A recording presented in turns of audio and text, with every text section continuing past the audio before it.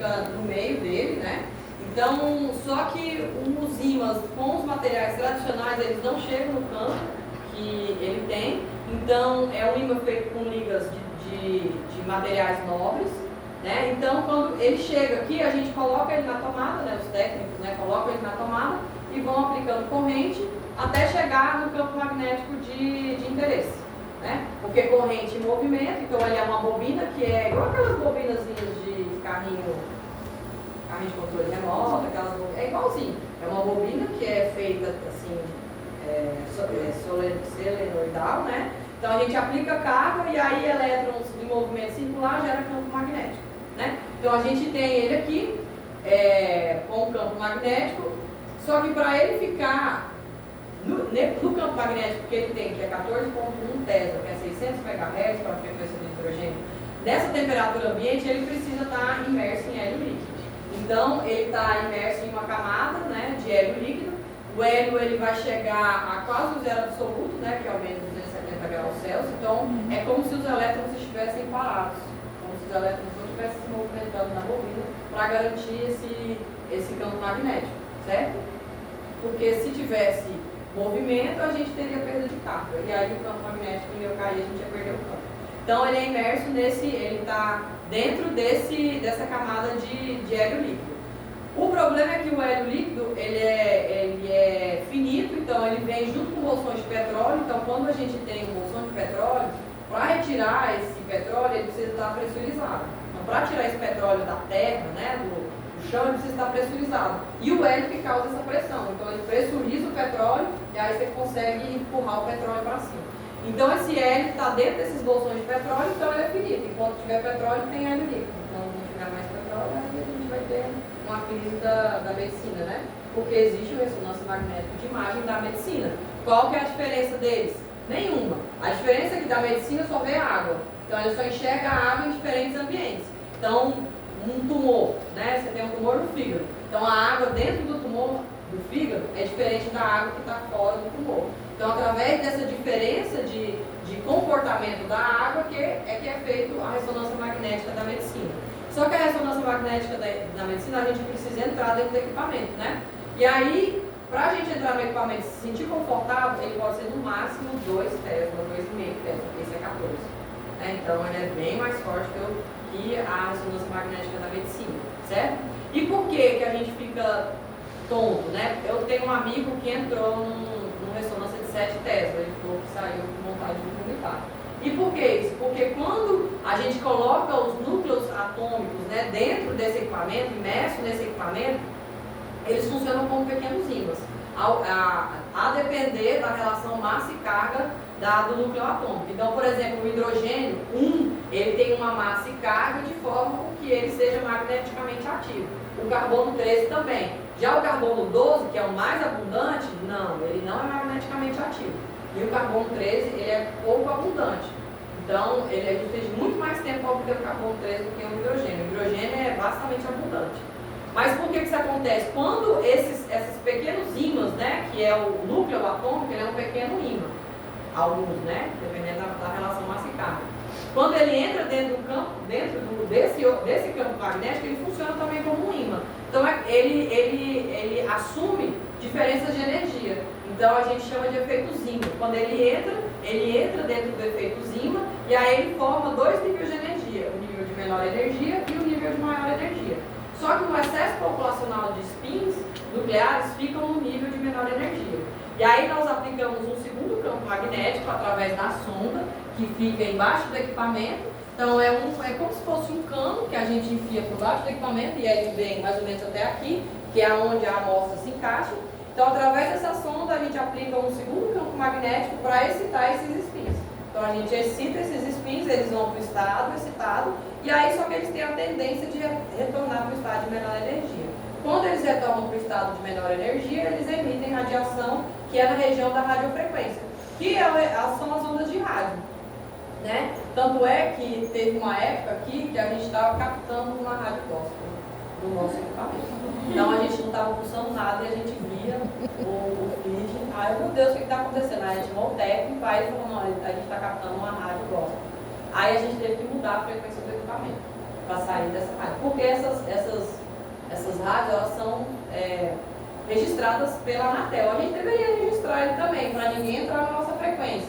Mas como a gente mora longe aqui, né, mais distante do centro, mas eu sei que teve em São Paulo, teve um laboratório que teve que registrar a frequência para nenhum, porque era muita rádio, né? Tinha muita rádio lá e dava problema, mas aqui é tranquilo. Só esse problema que teve, mas a gente resolveu, não teve mais problema. Bom, mas então se a gente entrar num campo magnético desse, imagina todos os hidrogênios e os carbonos e todas as substâncias magneticamente ativas do nosso corpo assumindo estados específicos de energia. Então, por isso que a gente que dá realmente vômito, ânsia de vômito, se o equipamento de ressonância magnética de imagem for muito grande. Certo? Então, ele está imerso dentro de hélio líquido, aí vem uma camada de vácuo e vem o nitrogênio líquido. Então, é por isso que a gente tem uma fábrica de nitrogênio líquido. Então, a gente produz nitrogênio líquido e a gente coloca dentro do equipamento e esse nitrogênio líquido serve para resfriar o hélio líquido. Porque o hélio, uma vez, porque aqui dentro ele está líquido, mas ele vai evaporando com o tempo. Ele tem um visorzinho, olha, ele está 48%. Então, com o tempo ele vai evaporando. Só que quando ele entra no estado gasoso, ele é tão leve que ele vai para a estratosfera. A gente não consegue recuperar esse hélio, certo? Então, é por isso que ele é um equipamento, por isso que o exame de ressonância magnética primária é muito caro, por causa do hélio, que é muito caro. Então, de 5 em 5 meses, 4 em 4 meses, a gente compra 40 mil de hélio. A gente tem que ficar colocando a cada 4 meses hélio líquido, certo? Mas é um equipamento extremamente importante para a ciência. Tanto é que a gente tem a UFC tem também, uns 600 MHz. Então, os grandes centros de pesquisa têm ressonância magnética nuclear. Então, vamos colocar as nossas amostrinhas para rodar. Se vocês quiserem indicar agora.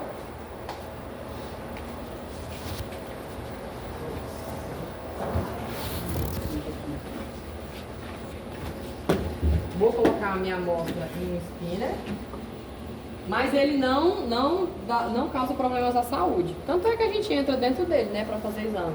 Só causa problema se alguém tiver marca-passo, né, que aí o marca-passo geralmente é metal e o ferro, ele interage com o campo magnético. Então, se tiver marca-passo, algum problema, aí dá problema. Mas o resto não tem problema para a saúde. Aqui eu coloco a amostra nesse spinner, que vai lá no equipamento. E aí eu desço ele aqui, ó, mais ou menos na medida da sonda. A sonda é uma sonda de 5 milímetros, então a amostra ela tem que estar dentro dessa caixinha aqui. Então meu líquido lá dentro tem que coincidir com essa caixinha para que ele seja detectável. Porque se estiver fora, por exemplo, se a amostra estiver assim, não vai detectar. Isso daqui é a medida lá da cabeça da sonda. Então eu tenho que colocar aqui, coloquei uma amostra e agora eu vou colocar outra amostra. Certo? Essas duas amostras. Aí coloca pra mim lá em alguma posição, algum número lá. Deixa aqui, ó. Põe a outra, por favor. E me fala o número que você vai pôr. 14. Você escolhe o número. 17. Qual que é a cor da sua? Pra gente saber se é maçã ou se é... Eu acho que é o limão. Você acha que é o limão? O limão é o que tem o menos volume. Vê o volume da 14. Tem menor volume é o limão. Ah, essa aí é a maçã mesmo, a 14. Beleza. Amostra no equipamento. Aí aqui agora eu vou botar a amostra para colocar. Se vocês quiserem filmar também, viu? Vamos fazer a 14, que é a que dá primeiro, tá? Então vamos colocar a 14. Ele vai tirar o que tá lá dentro, que eu acho que é a pera.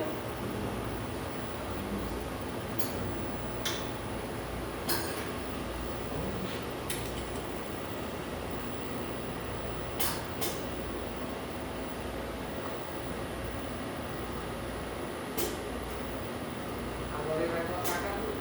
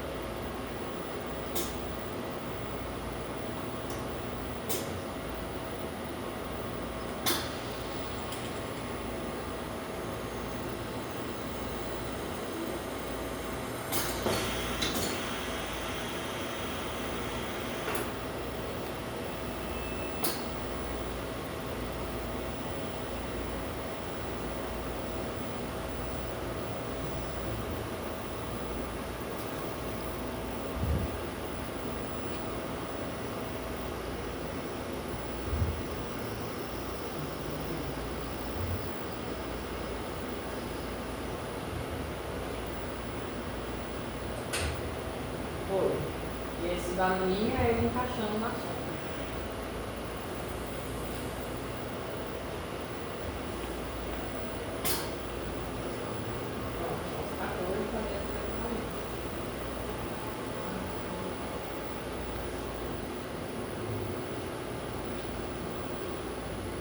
Quando a amostra entra, eu também consigo monitorar o sinal do deutério. Então isso daqui, essa bagunça aqui, é o sinal do deutério da minha amostra, certo? Então, por isso que a gente precisa do deutério, porque ele fica monitorando esse sinal do deutério para fazer o ajuste do equipamento, certo? Aí agora eu vou fazer o que a gente chama de lock, que é para ele, aqui ele só está detectando, ele não está monitorando ainda. Então eu vou fazer o lock para ele monitorar esse sinal de... Então todos esses daqui são solventes, olha, de ressonância. Dioxano, tudo deuterado, tem que ser tudo deuterado, etanol deuterado, mas a gente compra os mais baratos deuterados. Então a gente tem metanol deuterado, DMSO deuterado, água deuterada e cloroformo deuterado, que aí a gente pega um range de polaridade grande. Aí a água dele vai local no equipamento, que é monitorar o deutério.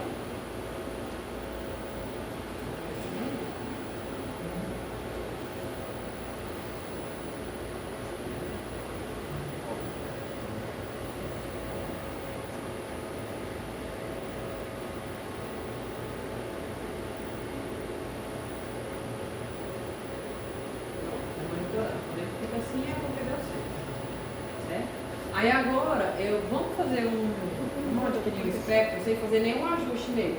Só bloqueio o campo, vamos ver como é que está a cara do espectro. Vamos ver aqui.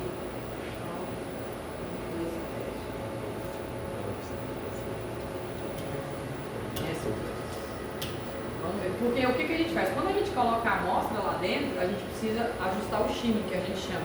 Ajustar o shimmy é deixar o campo magnético mais homogêneo possível para a minha amostra.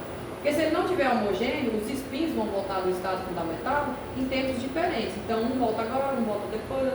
Aí o que acontece? Eu vou ter um alargamento de sinal. Porque eu preciso que os spins voltem o mais rápido possível num pacote só. Então a gente precisa ajustar para isso acontecer. Então eu não fiz ajuste nenhum, vamos ver como é que vai estar o espectro. Ó, a gente está vendo alguns sinais porque esse equipamento é novo, ele não é novo, tem 12 anos, o magneto tem 12 anos, mas recentemente a gente trocou toda essa parte eletrônica aqui, tanto é que tudo isso que eu estou fazendo aqui, eu fazia manualmente, então eu subia a escada, colocava a amostra, trocava amostra por amostra, aí para fazer a sintonia que eu vou mostrar para vocês, eu ia lá embaixo, na sonda, e ajustava, então tudo eu fazia manual, aí agora não, agora é tudo automático. Então, ó, o sinal está bem largo, né? Vocês vão ver como ele vai ficar mais bonito. Então, agora eu vou fazer o top shimmy, que é o ajuste automático desse campo magnético principal. Então, ele tem outras bobinas de campo magnético que fiquem em volta dessa bobina principal, que vai adicionando ou tirando campos magnéticos flutuantes para ajustar esse campo magnético principal. Então, agora ele está fazendo. Adquirir.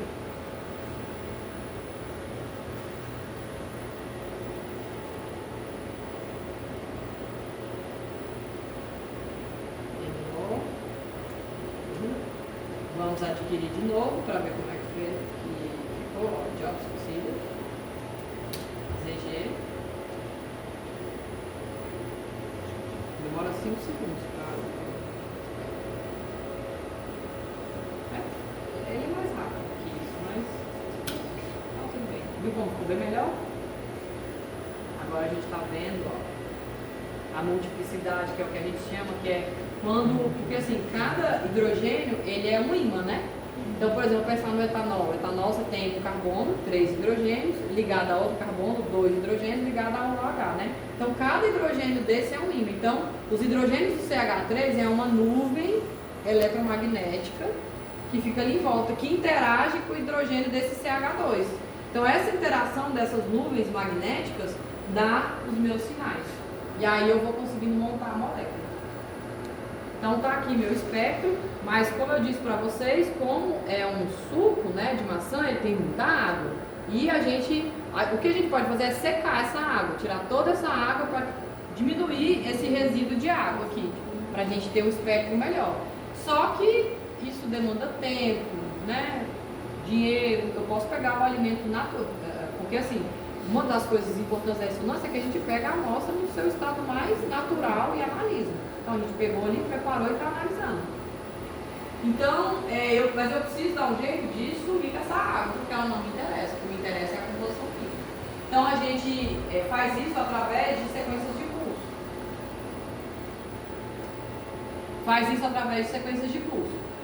Essa sequência de pulso aqui é um próton simples, que só aplica um pulso e obtém um sinal. Aí eu vou aplicar agora uma sequência que vai matar com o meu sinal da água. Esse daqui, ó, vou fazer por cima, mas vamos dar uma olhada nele já. Esse aqui é o espectro da pera, que a gente fez na terça-feira. A gente tinha uma pera e a gente fez o espectro. Então, ó, o que ele basicamente tem a pera? Tem sacarose, muita sacarose. Então, por isso que alguns alimentos não servem para dieta, né? Porque tem muito açúcar. Então, tem muita sacarose, tem alfa e beta glicose. Aqui é ácido málico e aqui é frutose. Olha a quantidade de frutose da pera. Maior do que os açúcares simples. Então, tem muita frutose. Isso aqui também é o ácido málico. Por que tem esse tanto de sinal? Isso aqui também é tudo açúcar. Porque aqui são os hidrogênios glicosídicos, que é o hidrogênio que fica ligado a um carbono, que fica entre dois oxigênios.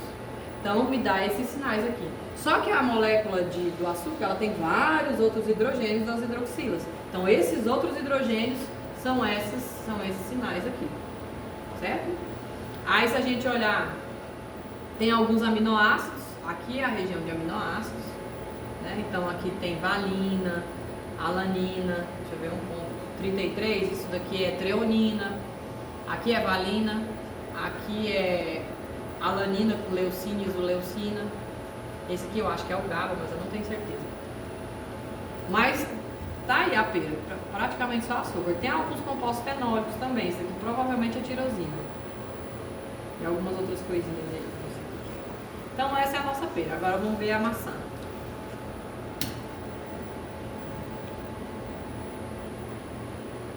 Esse demora um pouquinho mais, né? Mais 30 segundos. Aqui ele tá pulsando, ó. Quando ele cai assim é porque ele pulsa.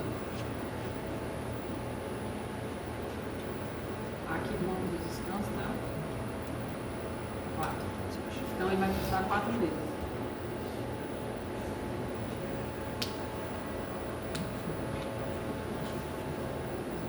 São 23 vezes.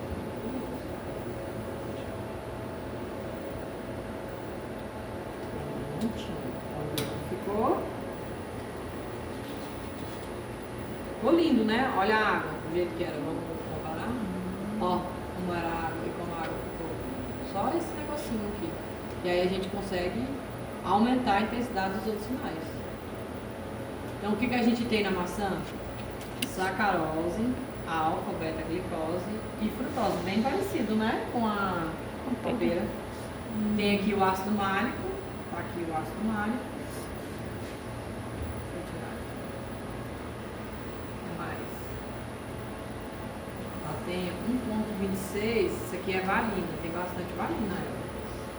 Mas tem menos aminoácidos do que a pera. Né? Um pouquinho de etanol aqui. Mas também ela tá tão feia aquela maçã. Certo? Vamos fazer agora o outro, o limão. É 17, né?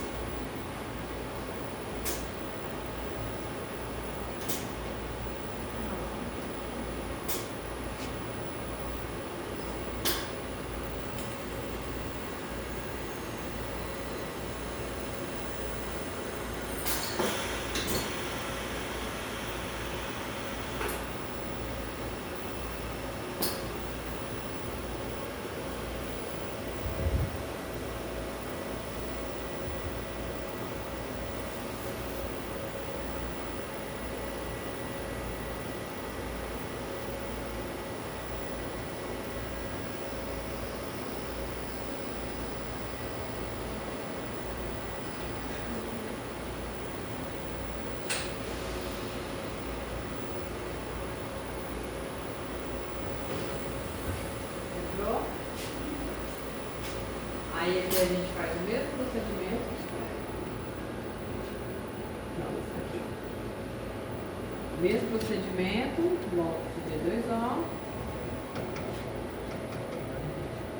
Ele controla a temperatura também, então a gente consegue fazer análises tanto abaixo de temperatura, se quiser fazer 0 grau, dá para fazer 10 graus, tanto quanto alta temperatura, né? Então a gente consegue fazer 80, 90 graus. Esse spinner aqui é para, acho que até 250, mas a gente nunca vai chegar a isso.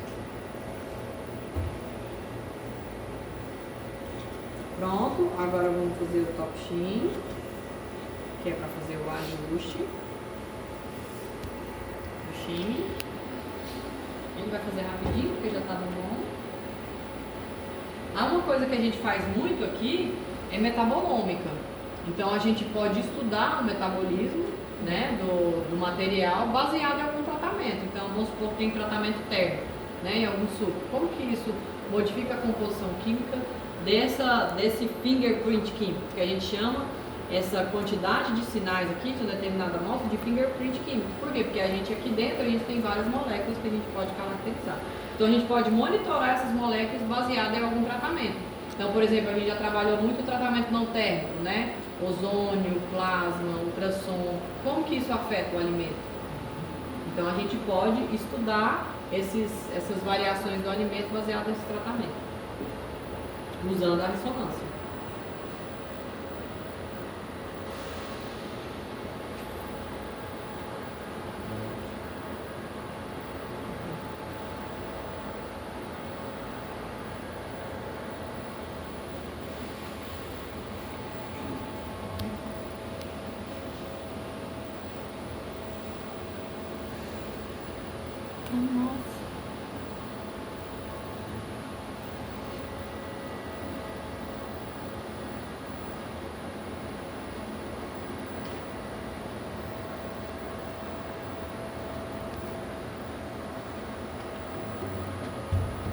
Ixi, tá demorando. Isso vai ser mais rápido.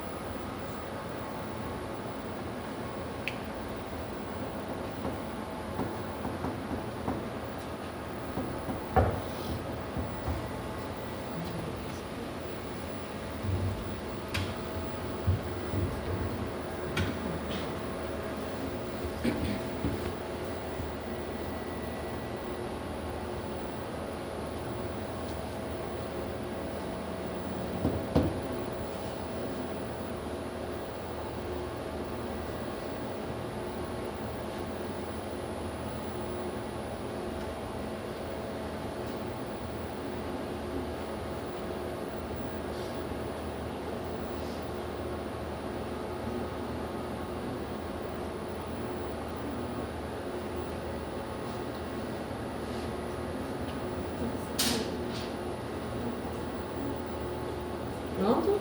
Feito. Então agora primeiro vamos adquirir ele com água.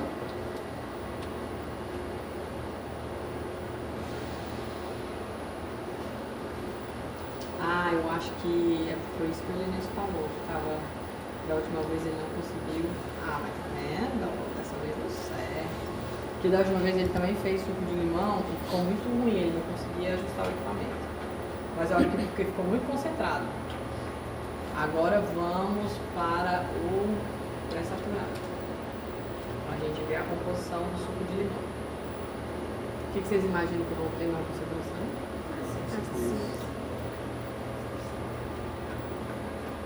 Já dá para ver aqui.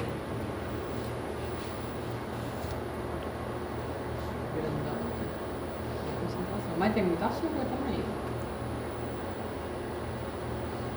Mas o ácido e o açúcar, que são as substâncias, os ácidos orgânicos, os açúcares são as substâncias responsáveis pelo sabor, né? Então ele, na nossa língua, manda muito mais que os açúcares. Terminou.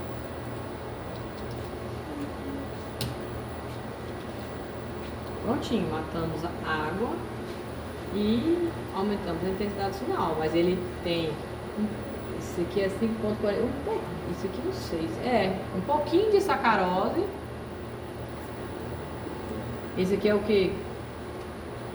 Alfa-glicose, beta-glicose.